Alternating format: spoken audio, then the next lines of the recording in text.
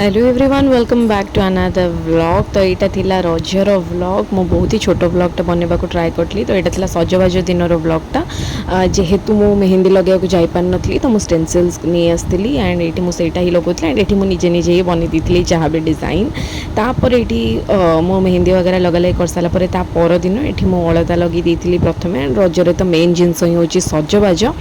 तो ये सजबाज हो सारापर मत अलता लगे बहुत अधिक पसंद बट जेहेतु मो पाखे अधिक टाइम नाला तो मुझे जहाँ भी गोटे डिजाइन लगे दी बट मत अलतार भी बहुत सारा डिजाइन करवा बहुत पसंद। तो ये अलता लगे सारापर मो नुआ पाउंज यहाँ पिंधि एंड पाउंज एंड अलता पर पाद एत सुंदर देखा जाए मुझे कौन ही कहबी। तापर यहाँ मोर फर्स्ट डे रजर जोटा आउटफिट एंड आपण मैंने देखिकी डेफिनेटली शॉर्ट्स रे जानी सारी मुझे 3 दिन तीन आउटफिट ऑलरेडी पोस्ट कर सारी 3टा मिनी व्लॉग पोस्ट कर आपण मैंने जाकि देखिपारे।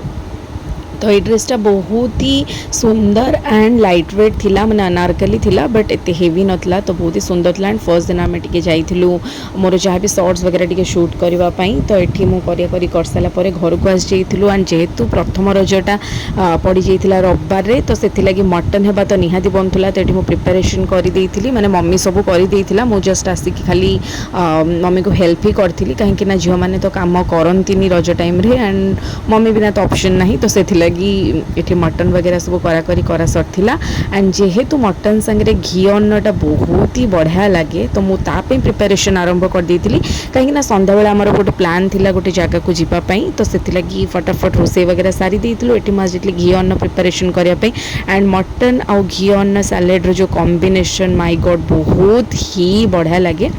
तो ये से सब जिन कराकरी कर सारापर मुझे नहीं आसती घी अन्न मटन एंड मटन मुझे बहुत ही कम आनी कहीं कषारू ही आगुरी खाई।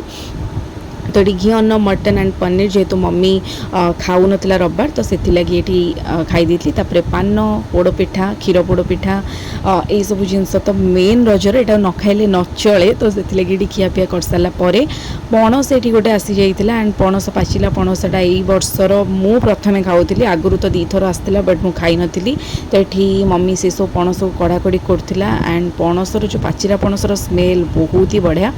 तापर खियापिया सारी सारापर आम आसी जाइलु गोटे रज महोत्सव बुलवाई जोटा कि पाल हाइट्स होता एंड से पहली रज दिन ही सरी जाऊला तो से आम आसलु एंड बहुत लेट्रे आसलु माने पाखापाखि 7:30 8टा बेलू आम जाइलु एंड ये सब बुलाबुली करूँ से गोटे बढ़िया स्टॉलटे थिला जोटा कि एक्चुअली मुझे देखिकी ही जाइली।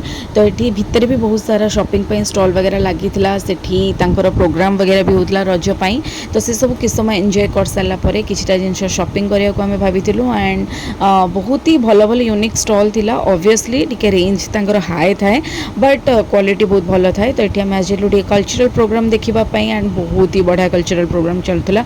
तो ये आम टे देखा देखी कर सारापर आज जाइलु चूड़ी शॉपिंग करने जोटा कि मोर ऑल टाइम फेवरेट मत चूड़ी किणवा पिंधिबा बहुत अधिक पसंद मेनली काच चूड़ी मोर बहुत ही फेवरेट। तो ये मम्मी आज जाइला तार लाख चूड़ी किणवाई तो लाख चूड़ी किणी सारापर ये बहुत वेराइटर लाख चूड़ी थिला एंड यांकर प्राइस फिक्स प्राइस थिला। तापर एठी गोटे चूड़ी शॉप थिला जोटा कि ऑलमोस्ट बंद ही आसुला तो आम आसला बेलू एतिकी चूड़ी किणाकिणी कर देलु। तापर घर को आसला परे मम्मी एठी पिठा बनै देइतिला चकुली जोटा कि तार कॉम्बिनेशनटा तो मटन सांगे ही बेस्ट लगे। तो ये मुझे चकुली और मटन नहीं आसती खाइबापी तो मोर रजटा एमती किसी रहिला एंड बेसी तो व्लॉग करना जहाँ भी सब शॉर्ट्स रे ही अपलोड करछि तो निश्चय गोटे नुआ व्लॉग